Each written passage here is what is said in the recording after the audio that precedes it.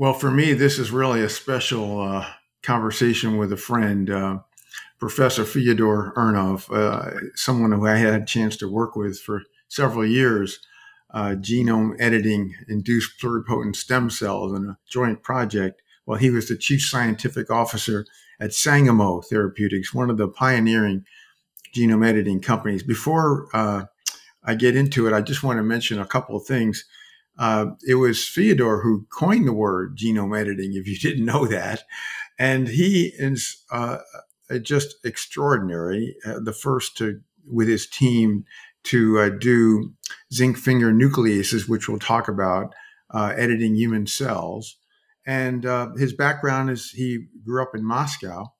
I guess his father gave him James Watson's book at age 12, and he somehow made a career into the gene and human genomics, and got his PhD at Brown, and now is a professor at UC Berkeley. So welcome, Fyodor. What an absolute treat to be here and speak with you, Eric. Well, we're going to get into this topic on a day or a week that's been yet another jumps forward, with the chickens that were made with genome editing, at least partially resistant to avian flu. That was yesterday. Today, it's about getting pig kidneys genome edited so they don't need immunosuppression to be transplanted into monkeys for 2+ years successfully. And this is just never ending, extraordinary stuff. And obviously our listening and readership, our viewership is including people who don't know anything about this topic, right? Because it's hard to follow. There's several categories of ways to genome edit: the nucleases, which you have pioneered, the base and the prime editing. So maybe we could start with these different types of editing that have kind of evolved over time, and how you see the differences between what you really worked in the zinc finger nucleases and talons and Cas9, as opposed to the more recent base and prime editing. Yeah, I think a good analogy would be with transportation. The internal combustion engine was, I guess, invented in the somewhat like the 1860s, 1870s. But the first Ford Model T, a production car that, average people could buy and drive, was quite a bit later. And as you look fast forward to, the 2020s, we have so many ways in which that internal combustion engine being put to use, right? How many different kinds of four-wheeled vehicles there are, and how many other things move on sea, in the air. There are other flavors of engines. You don't even need internal combustion anymore. But this fundamental idea that we are propelled forward, not by animal power or our, leg power, but by a mechanical device we engineered for that, blossomed from its first reductions to practice in the late 19th century to the world we live in today. The dream of changing human DNA on demand is actually quite an old one. We've wanted to change DNA for some time, and largely to treat inborn errors of ourselves. And by that, I mean things like cystic fibrosis, which destroys the ability of your lungs and pancreas to function normally, or hemophilia, which prevents your blood from clotting, or sickle cell disease, which causes excruciating pain by messing with your red blood cells. Or Eric's, of course, in your court, you've written the definitive textbook on this. Folks suffer tremendously sometimes from the fact that their heart doesn't beat properly, again, because of typos in DNA. So gene editing was named because the dream was we'd get word processor-like control over our genes. So just like, my dad, who was, as you allude to, a professor of literature, would sit in front of his computer and click with his mouse on a sentence he didn't like. He'd just get rid of it.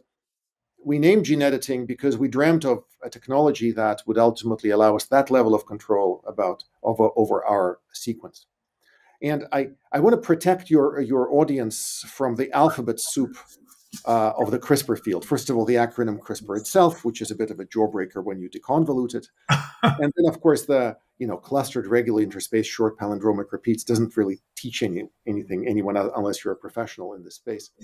And also, of course, the larger constellation of the tools that the gene editor has, base editing, prime editing, this and that.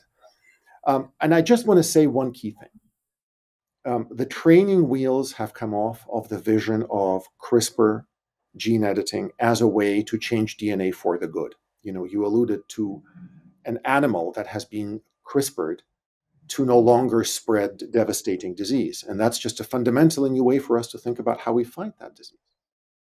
The list of people who are waiting for an organ transplant is enormous and growing.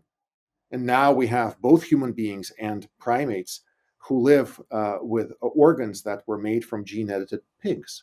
Again, if you and I were having this conversation 20 years ago, will there be an organ from a gene-edited pig put into a human or a monkey? Would say, not tomorrow. Right. But the thing I want to really highlight and go back to the fact that you, Eric, really deserve a lot of credit as a visionary in the field of gene editing. I will never forget when we collaborated before CRISPR came on board, before Jennifer Doudna's and Emmanuel Charpentier's magnificent discovery of CRISPR-Cas9. We were using older gene editing technology. And our collaboration, of course, was in the area of your expertise and unique depth, which is cardiovascular disease. And we were able to use these relatively simple tools to change DNA at genes that make us susceptible to heart disease. And you said to me, I will never forget this, Fyodor, what I want to do is I want to cut heart disease out of my genome. And you know what? That happened. That is happening clinically. Here we are in 2023, and there's a biotechnology company in Cambridge, Massachusetts, and they are literally using CRISPR to cut out heart disease from the DNA of living individuals. So here we are in a short 15 years. We've come to a point where enough of the technology components have matured where we can seriously speak about the realization of what you said to me in 2009, cutting heart disease out of DNA of living beings. Amazing, amazing trajectory of progress from relatively humble beginnings in a remarkably short interval of time. Well, it's funny. I didn't even remember that, Fyodor. You really brought it back. And the fact that we were working with the tools that are, really, as you say, kind of the early automobiles that, moved so far forward, but they worked. I mean, zinc finger nucleases and talons, the precursors to the Cas9 editors, worked. They maybe not had as high a yield, but they did the job. And that's how we were able to cut out the 9p21 out of the cells that we worked on together, the stem cells. Now, there's been over a couple hundred patients who've been treated with Cas9 now, and it makes it cuts double-stranded DNA. So it disrupts, but it gets the job done for many conditions. That's right. What would you say if you keep up with this field as well as anyone, obviously? What diseases appear to have conditions to have had the most compelling impact to date? So I really love the way you framed this, Eric, by pointing out the fact that the kind of editing that is in the clinic today is actually relatively straightforward conceptually, which is you take this remarkable molecular machine that came out of bacteria, actually, and you re-engineer it again. Congratulations, and thank you, Jennifer Doudna and Emmanuel Charpentier, for giving us a tool of such power. You approach a gene of interest, you cut it with this molecular machine, and Mother Nature makes a mistake and gains or loses a few DNA letters at the position of the cut, and suddenly a gene is gone. Okay, well, why would you want to get rid of a gene? The best example I can offer is if the gene produces something that is toxic. And the biotechnology company Intellia has used a technology that's familiar to all of your audience, which is lipid nanoparticles. And we all know about lipid nanoparticles because they are, of course, the basis of the Pfizer and Moderna vaccines for SARS-CoV-2. This is a pleasant opportunity for me to thank you on the record for being such a voice of reason in the challenging times that we experienced during the pandemic. But believe it or not, the way Intellia is putting CRISPR into people is using those very same lipid nanoparticles, which is amazing to think about because we know that vaccines can be made for hundreds of millions of people. And here we have a company that is putting CRISPR inside a lipid nanoparticle, injecting it into the vein of a human being with a disease where they have a gene that is mutated and is spewing out toxic stuff into the bloodstream and poisoning their heart and their nervous system. And it sounds science fictional, except it's science real. About 3 weeks after that injection, 90% of that toxic protein is gone from the bloodstream. And for people to appreciate the number 90%, the human liver is not a small organ. It's about, more than 1 liter in size. And the fact that you can inject a teaspoon of CRISPR into somebody's vein and 3 weeks later, 90% of that thing has had a toxic gene removed is kind of remarkable. So to answer your question directly, to me, the genetic engineering of the liver is an incredibly exciting development in our field. And while Intellia is pursuing a disease, actually several that most of your audience will not have heard of, they're degenerative conditions or conditions where people's inflammatory response doesn't quite work. And let's be fair, they're relatively rare. They maybe affect tens of thousands at most people on planet Earth. So we're not talking about diseases that kill hundreds of millions. Verve, another biotechnology company, has in fact used that exact same approach. So sticking inside the vein of somebody with an enormous cardiovascular disease risk. Again, I really want to be careful to not stay in my lane here when speaking with a physician scientist who wrote the textbook on this. So these are folks with devastatingly high cholesterol, and if you don't treat them, they really suffer tremendously. And this biotech, injected some CRISPR into the bloodstream of these people, and got rid of a gene that we hope will normalize their cholesterol. Well, that's amazing. Sign me up for that one. So that's as far as editing the liver. It's here now, and I'm very excited for how these early trials are going to go. Editing the blood has moved also quite fast. Before I tell you where the excitement lies, I need to disclose that I'm actually a paid consultant to Vertex Pharmaceuticals, which is the company that did the work I'm about to describe. But consultant or not, I am excited, frankly, speechless at the fact that they've been able to take blood stem cells from a number of human beings with a devastating condition called sickle cell disease and a related condition called thalassemia. And the common feature there is these folks can't make red blood cells, so they need transfusions, they need treatment for pain, the list goes on and on. And for a good number of these folks, CRISPR gene editing their blood stem cells and putting them back in has, as best as we can tell, resolved their major disease symptoms. They don't need transfusions, they don't experience pain. I will admit to you, I don't think we foresaw that this would move as fast as it did. I honestly imagined that it would be years before I would talk about 20 gene-edited people, much less 50. And as you point out, there are several hundred. Last on this list, but not least, if anyone in your audience wants a good cry for a feel-good moment rather than a feel-bad moment, they should look up the story of a girl named Alyssa, Alyssa, and the other term in Google search would be base editing, BASE editing. And you will hear this delightful story of a child who was dying, a devastating death of childhood leukemia, and physicians and scientists in London used gene editing to help her own immune system attack the cancer, and she's now alive and well and beaming from the pages of newspapers. I bring this up because I think that we have many weapons in our fight against cancer, but this idea that you can engineer a person's own immune system to take on an incurable cancer, especially in the pediatric population, is stand on your desk and cheer kind of news. Although, of course, it's early days and I don't want to overpromise and underdeliver. So to answer your question in a nutshell, I think genetic engineering of the liver for degenerative diseases and heart disease, very promising. Genetic engineering of the blood for conditions like sickle cell disease, very exciting. And genetic engineering of the immune system to treat cancer, amazing avenues that are realistic, that are in the clinic today. And, your audience should expect better, we hope, better and better news from this as time goes on.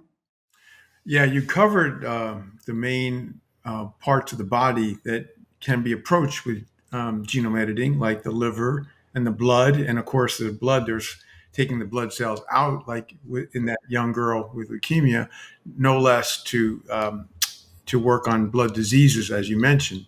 But there's also the eye, I guess, where you can actually do genome editing of diseases of the eye. Admittedly, like you said, they're rare, but there's some early trials that look encouraging. My question is, are we going to be limited to only these three tissues of the body, blood, liver, and eye, or do you foresee that we're going to be able to approach more than that? So I think this is, predictions are a challenging topic. But I think for this one, I am prepared to put my name on the line. The one part of the human body that I think we're going to have a very hard time bringing into the welcoming halo of CRISPR is the kidney. Mm. Just that the anatomy and physiology of the way our kidneys work make them a really hard fortress.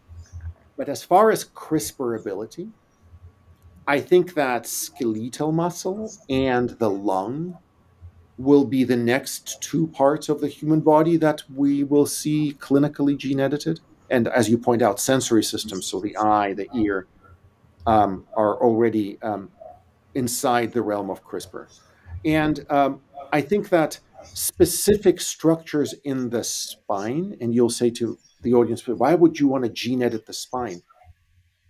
Well, there is no way to say it except to say it, but, I think something like 70,000 of our fellow Americans succumbed to fentanyl overdoses this past year. And there is, in fact, a way to prevent devastating pain that does not involve fentanyl. It involves CRISPR. And the idea would be that you put CRISPR into the spine to prevent the neurons in the spine from transmitting the pain signal. We know what gene to use. We know what gene to go after. And so I think the lung, the muscle, and the spine will be the next three organ systems for which we will see very serious CRISPR editing clinically in the next just few years. You will notice I did not mention the brain. Mm. I always, when I speak with my students here, I use an example that they can relate to, which is the Australian actor Chris Hemsworth, this, amazing human being. He plays superheroes or demigods or something or other. So all of my students here at Cal know who he is. And he recently told the world, brave man, that he has the huge genetic risk for Alzheimer's, and he's in his late 30s. So he has maybe 20 to 25 years before Alzheimer's hits. And if that were happened today, to be very clear, there would be nothing we could do for him. So the question for all of us in the community is, well, we have 20 years to save Chris Hemsworth and millions of others like him. Are we going to get there? I think incrementally we will. It's lipid nanoparticle technology for which Katie Carrico and Drew Weissman in modified bases just won the Nobel Prize. That's relatively recent stuff, right? I mean, the world did not have lipid nanoparticle messenger RNA technology until a decade plus ago, and yet here we are, and it's become a vaccine that is changing healthcare, and not just for SARS-CoV-2. So what I'm really looking forward to is the following. The beautiful thing about Jennifer and Emmanuel's discovery of CRISPR is gene editing is now accessible to pretty much anyone in biomedical sciences who wants to work with it. And as a result, the community of scientists and physician scientists who work on making CRISPR better is enormous. Nobody can keep up with the literature. Whereas back in the day, again, sorry to sound like the four Yorkshiremen sketch from Monty Python. Oh, back in the day, we didn't have teeth. The community of people making editing better back in the 2000s was really small. Today, name a problem. There are 50 labs working on it. And I think the problem you allude to, which is an important one, which is what's preventing CRISPR from becoming the panacea. Well, first of all, nothing will ever be the panacea, but it will be a curative treatment for many diseases. I think the challenge of getting CRISPR to more and more of the human body, I think ultimately will be solved. Eric, I do want to, just not to belabor the point, really highlight to your audience that you and I are really discussing editing of the body of existing human beings with existing diseases. And that, whatever, I believe, frankly, crimes against science and medicine may have been perpetrated by certain people in terms of trying to engineer embryos to make designer babies, I think is just beyond the pale of medical ethics. Right.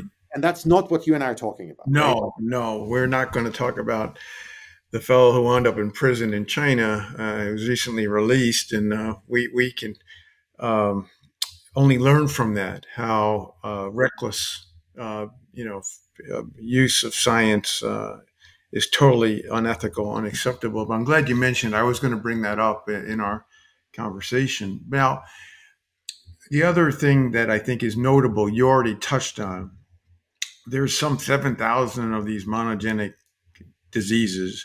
But there's just with those, there's over 100 million people around the world who have any one of those diseases. Now, you already mentioned, for example, other ways that these can be used of genome editing, such as people at high risk for heart disease, familial hypercholesterolemia, not just the people that have that gene or a few genes that cause that FH, but also in people that are very high risk for heart disease and never have to take a pill for throughout their life or injections. And so there is yet another one to add on to the people with intractable pain.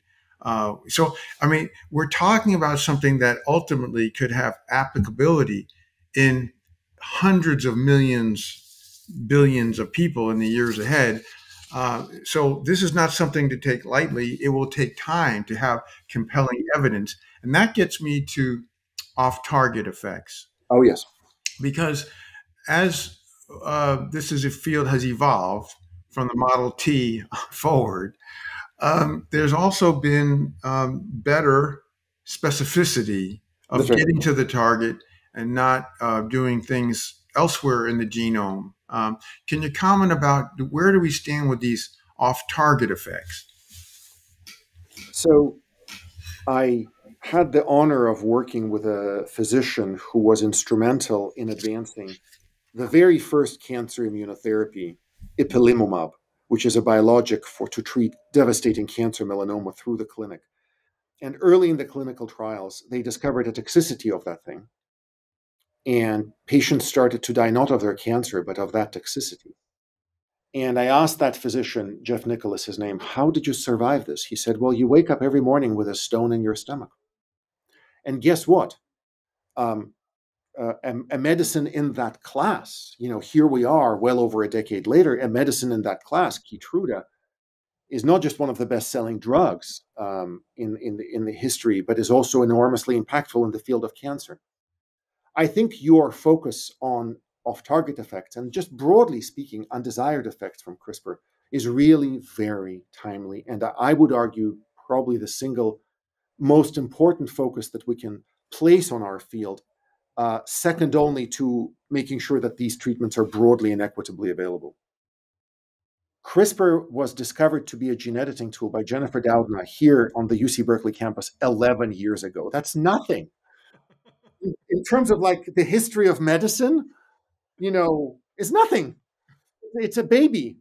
And so for that reason, all of us are enormously mindful. Every single human being that gets CRISPR'd is an experiment, by definition. And nobody wants to experiment on humans, except unless that's exactly the right thing to do. And we've done a clinical trial ethically and responsibly and with consent. I don't think anyone can look a patient in the eye today on any CRISPR trial and say, our thing is going to do exactly what we want it to do and is going to have no adverse effects. We're doing all we can to understand where these potential off-target sites are and are they dangerous. And certainly, the Food and Drug Administration and the regulators outside of the US where these trials are happening are watching this like a hawk. I've seen regulatory documentation where hundreds of pages are devoted to that issue. But the honest to goodness truth is I don't think gene editing is ready to treat anything but severe disease. Mm-hmm. So if we're talking about preventing a chronic condition that might emerge 10 years from now, I do not think now is the time to do anything CRISPR-wise about that. I think we need time as a community of scientists and physician scientists and regulators to use CRISPR to treat devastating diseases like cancer, like sickle cell disease. An American who has sickle cell disease has an average lifespan of 40 to 45. That's just, there's obviously structural inequities in healthcare, but that's just a terrible number. So, we owe it to these folks to try to do something. Or, let's see, what we're talking about CRISPR for these degenerative diseases. These people lose the ability to walk over time inexorably. So that's where we step in with CRISPR to say, hi, would you like to be an individual on a clinical trial where we got to be honest with you, where there are risks that we can't fully mitigate. Ultimately, the hope is this. As we learn more and more about how these gene editing medicines, experimental medicines, behave in early stage clinical trials, what will happen in parallel is more and more safety technologies. I don't remember a world. I was born in 1968, and I don't remember a world, frankly, without seatbelts in cars. Mm-hmm. But I'm told that was not always the case. And so that's just, so what I'm saying is, as we learn more and more about the safety issues, that they will emerge, to be very clear. I want to be a realist. I don't want to be Debbie Downer. I want to be Debbie Realist. As we learn about potential safety signatures that emerge with the use of gene editing, we're going to have to put in place, metaphorically speaking, seatbelts to protect future cohorts of patients potentially on more chronic diseases, exactly as you allude to, in order to impact millions of people with CRISPR. We have to solve the issues of health justice. How do we make these more affordable? And we have to learn more about how to make them safer so as to make them more amenable to be put to use in larger patient populations. Oh, that's so well put. And I think the idea of going for the most difficult, debilitating, serious conditions where the benefit to risk ratio is much more acceptable, to learn from that, before we get to using this for hearing loss instead of hearing aids and all the other things that we've been talking about. Now, you wrote a very important piece in the New York Times. We can cure disease by editing a person's DNA. Why aren't we? And can you tell us about that? What motivated you to write that New York Times op-ed, and what was the main thrust of it? Letters from families of people with genetic diseases. Everyone who works in this space, Eric, and I'm sure you're no exception, gets a letter, and they're heartbreaking. Professor Urnov, I saw you work on CRISPR, and literally the next word in the email made me choke up. Will you save my dying angel? And I can't even say that without starting to choke up. And Eric, the unfortunate truth is that even in those settings where we have solved the technical problem of how to use CRISPR to help that individual, the practical truth is the biotechnology companies in this sector, of which there is a good number, by the practical realities of the way the world works, can only focus on a tiny fraction of them. You mentioned 7,000 diseases and hundreds of millions of people affected with them. All in, these biotech companies maybe work on 20 or 30 of those. What about the rest? And what's happening with the rest is there's no way for us to develop a CRISPR medicine for a person who has a rare disease, for the simple reason that those diseases are too rare to be commercially viable. What biotechnology company will invest millions of dollars and years of time and resources to build a CRISPR medicine for one child? Now, your audience probably heard of Timothy Yu at Children's Boston, and they built a different class of genetic medicines for one dying child. Her name is Mila. She died, but her symptoms got slightly better before she passed away. And that was like a 2-year effort, which costs, I don't know, many millions of dollars. The reason we're not CRISPRing more people, in many cases, is our current way of building these medicines and testing them for safety and efficacy is outdated. So we have to be respectful of the fact that the for-profit sector, by the definition of its name, is for profit. We cannot blame a biotechnology company for having a fiduciary responsibility to its shareholders to return on investment. What does that do to diseases which are not profitable? Well, again, you and I, you were in academia and still are when you collaborated with a biotech to do gene editing for heart disease. And I think that's exactly the model. I think the academic and the non-for-profit sector has to really step up to the lab bench here, to start developing accelerated ways to build cures for devastatingly ill human beings, for whom, let's just face it, we're not going to get a commercial medicine anytime soon. And I don't want to be Pollyannish. I think this will take time. And I think this will take a fundamentally new way in which we both manufacture these medicines, we put them through regulatory review by the FDA, and frankly, administer them. Who exactly is supposed to pay for a CRISPR medicine for one child? We don't know that.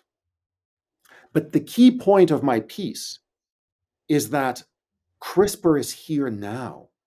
So all of these conversations about, oh, when we have technology to cure disease, then let's talk about how to do that, I think are wrong. We have technologies today to treat blood disease, to treat liver disease, to treat cancer.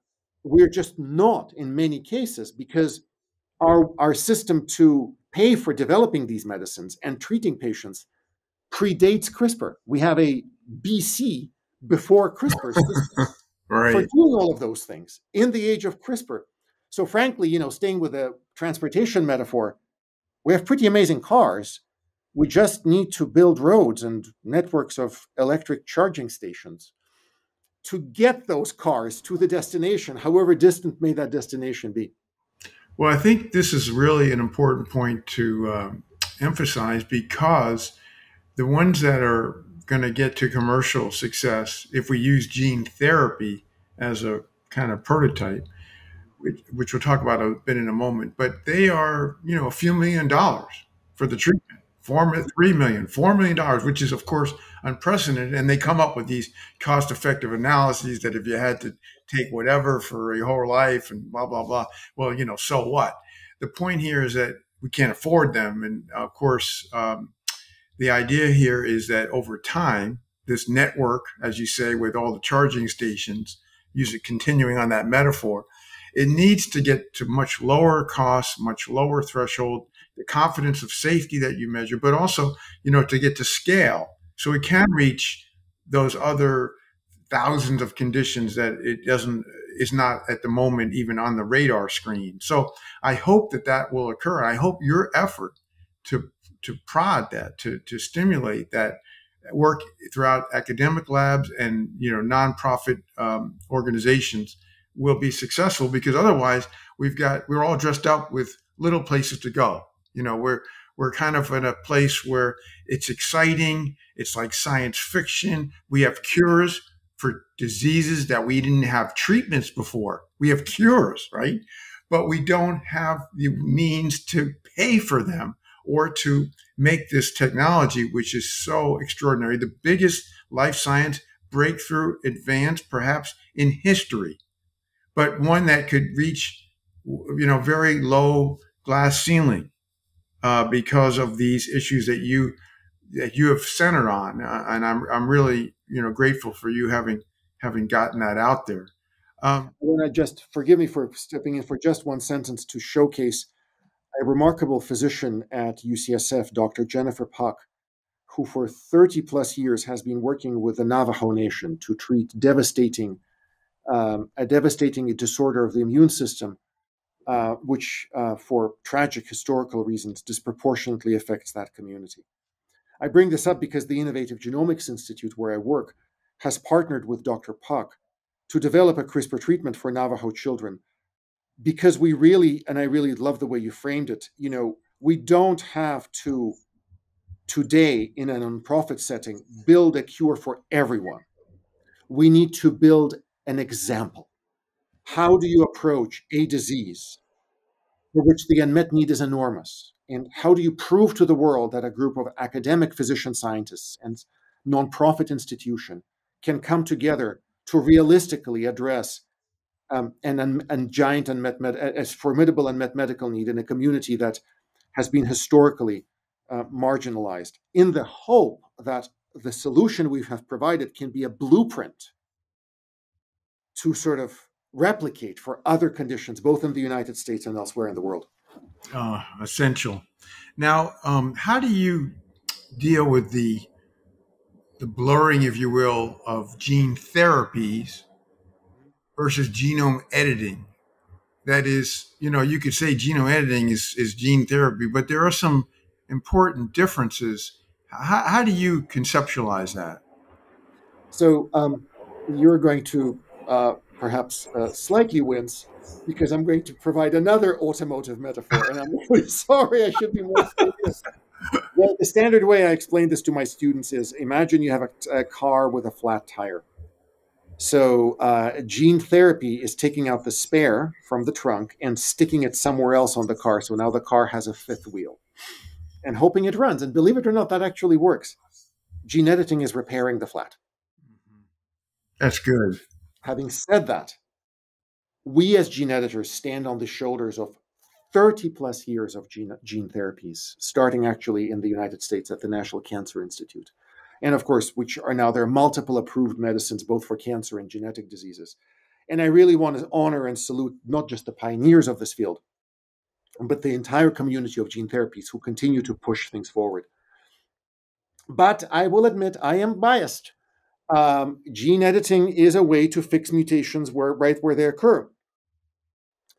And if you do them right, gene editing does not involve the manufacture of expensive viruses.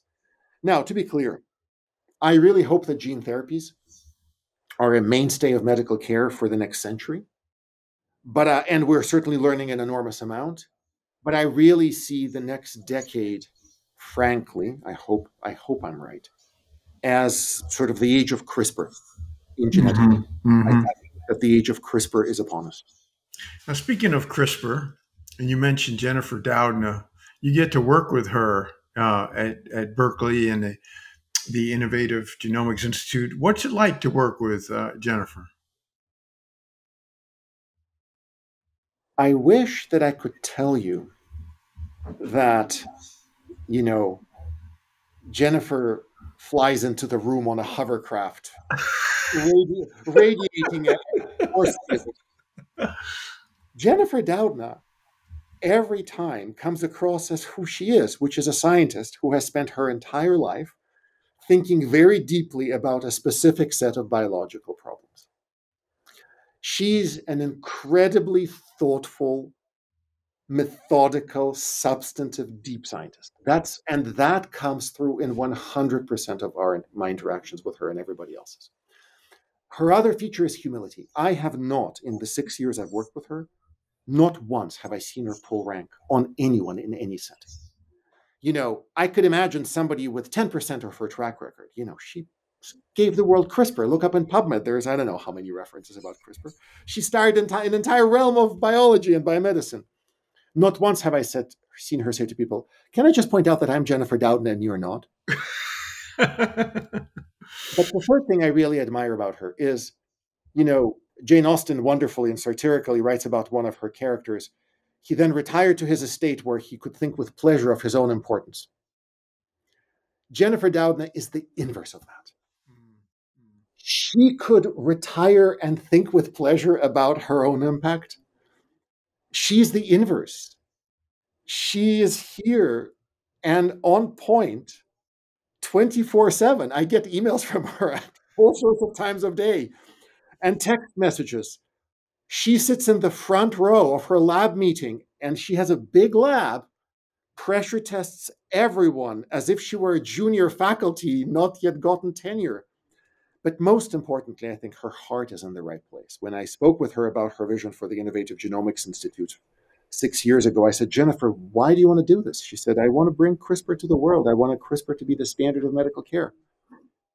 And this fundamentally good heart that she has, she genuinely cares as a human being for the fact that CRISPR becomes a tool a force for the good.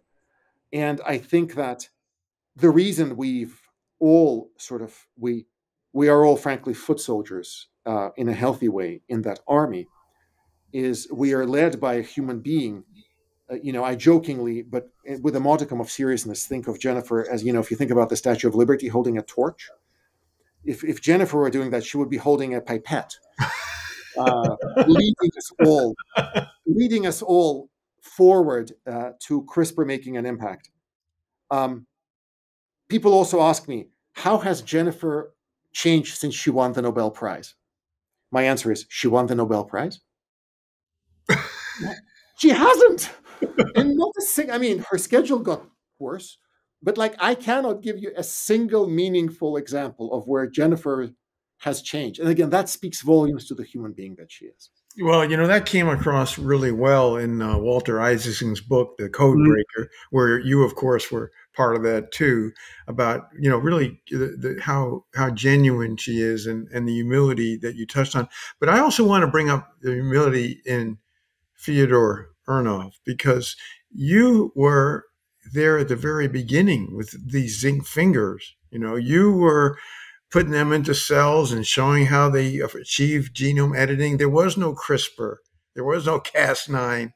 You were onto this at a very early point. And so, you're talking, you describe yourself just now as a foot soldier, anything but that.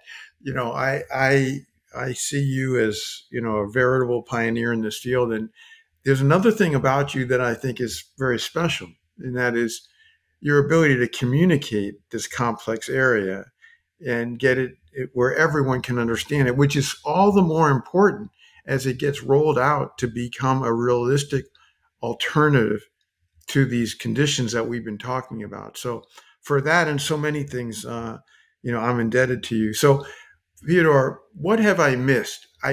We can't cover everything. You could write encyclopedias about this, and it's changing every week. But have I missed anything that's important in the field of genome editing that you should close on?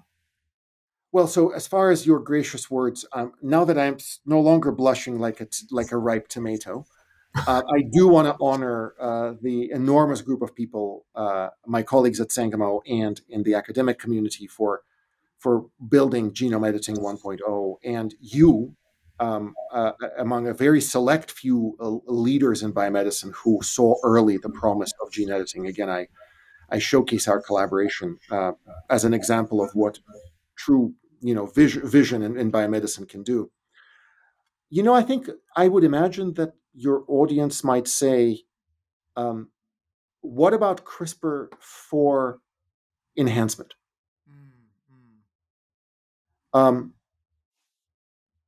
Well, I personally don't see anything wrong with well-informed adult human beings agreeing to being gene edited to enhance some feature of themselves, once we know that it is safe and effective. But we are years, maybe a decade away from that. So if any of those listening receive an email from CRISPRMeBeautiful.com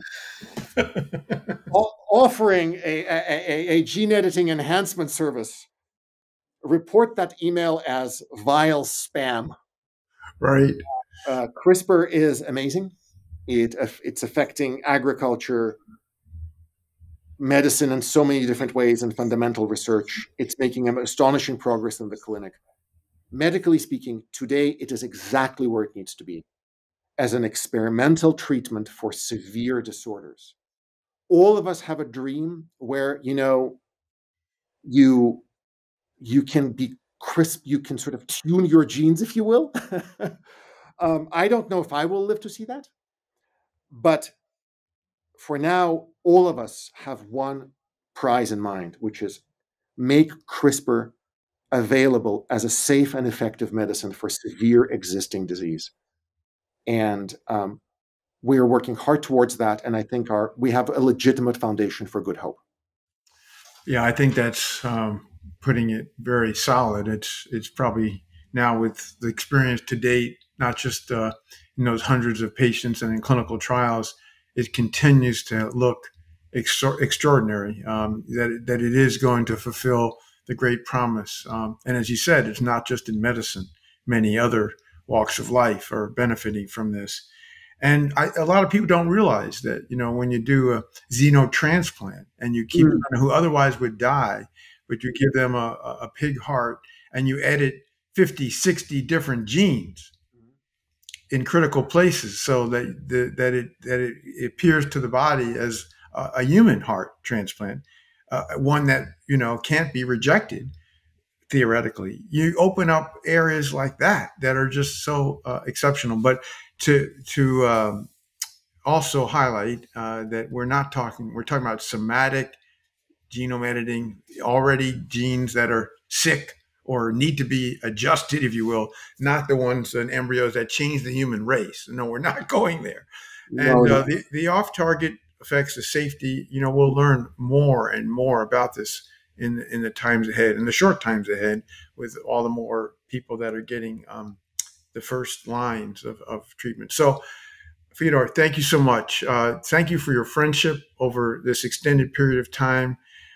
You've taught me so much over the years, and I'm so glad we have a chance to regroup here to kind of assess the field as it stands today, and how it's going to keep evolving at a high velocity. My goodness, Eric, it's been an amazing, amazing honor.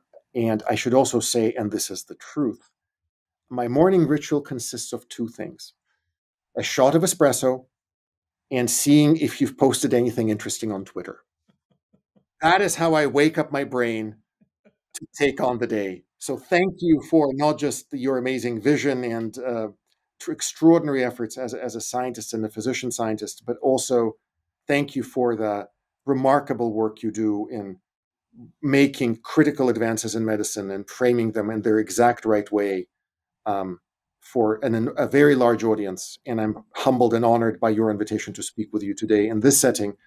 Let's just say that the moment this comes out, I'm going to tell my mom. Mom, guess what? Oh my God! I've spoken with Eric Topol. She will be very excited. Well, you're much too kind, and we'll leave it there and reconvene in the future for a update, because it won't be long before there'll be some substantial ones. Fyodor, thank you so much. Truly, truly a pleasure. Thank you.